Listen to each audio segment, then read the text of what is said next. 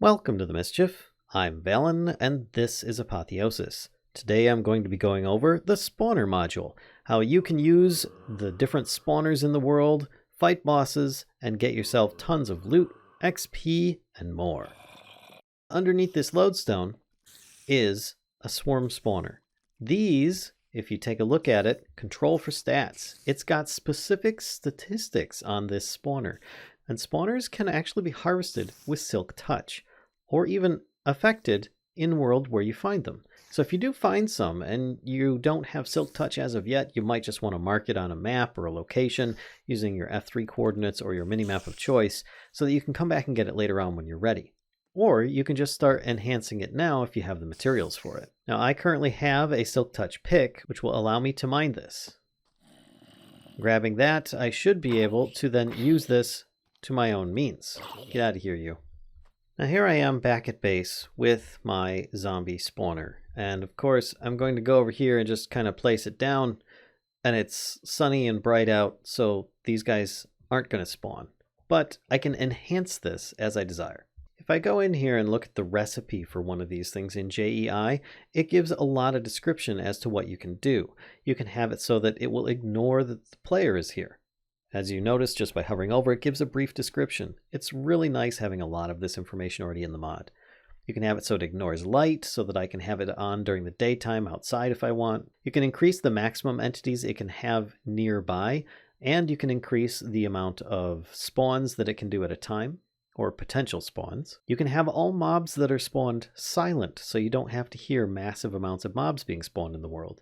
You can also have them spawned with no AI, so they won't even try to move. It will also save on your server if you're spawning in a whole lot of mobs. I highly recommend you do this one. You can then reduce the spawn delay so that you can just, keep it to a minimal and spawn them very quickly. You can have it so that it activates at a closer range, or further if you so desire, from a player when they're nearby. You can have it redstone controlled. Highly anticipate this one being used quite a bit, especially if you're on a server, so that you don't crash everybody out with your monster spawner that is constantly running. And then of course you can also reduce the spawn delay as well, thus spawning things more frequently. And then you can have it ignore spawning conditions. For instance, if it's a passive spawner, spawning pigs or something like that, it doesn't need to have grass nearby in order to do so. And you can increase the range at which it spawns. And then if you also have Nether Quartz in your hand while you are currently enhancing these other items, you will get the reverse effect, or the inverse effect. So you can have it go up or down. Now in this case, I'm going to show you some of the stats on here. You see that it currently has a whole bunch of information going on. If I take this chorus fruit and click on here, anything now that comes out of it is going to have no AI on it, whether I had harvested it or not. So if you have a bunch of this chorus fruit, you can just run around and place it in place. But let's make it nighttime so that it should be dark enough that these would spawn a little bit. But remember, it's going to spawn very slowly. So let's put a bunch of sugar in here. I'm just right clicking, and because I'm in creative, every time I do that, I'm reducing it. And you can see that the minimum spawn delay is now 20. But as there are no spawnable conditions nearby, I'm going to need to move this a bit further. Or I just click it with a dragon egg and voila, it's not a problem anymore.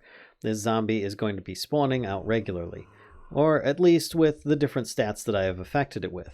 And I can keep on enhancing this further. For example, a redstone comparator added to this means that when I put this here and give it a redstone signal, it'll either turn on or off as I desire. Quickly eliminating those, I can then use this for all sorts of nefarious means, specifically to get myself more XP or other things like that. And yes, sometimes these mobs will spawn with special items or abilities. It's not likely that they're going to spawn a boss, but they may spawn somebody with some common or uncommon gear. Either way, you do notice that without the AI, they just kind of stand there. At best, they might turn a little bit in place as they're spawned in, but they won't do anything. They'll just stay in place. And this spawner won't outspawn anything more than its maximum capacity will allow. If you have a weapon or tool that has capturing on it, you have a chance of being able to create your own spawner type if you fight enough of those mobs. For example, I'm going to kill myself a whole bunch of husks here. And you'll notice among the drops there's a whole bunch of eggs. I can pick these up and I have husk spawner eggs. What are these good for? Well, you can change it from the existing type of mobs being spawned to another type, which would be husks. This gives you the options of customizing your different spawners as you like. And there we have it. Some husks are now spawning.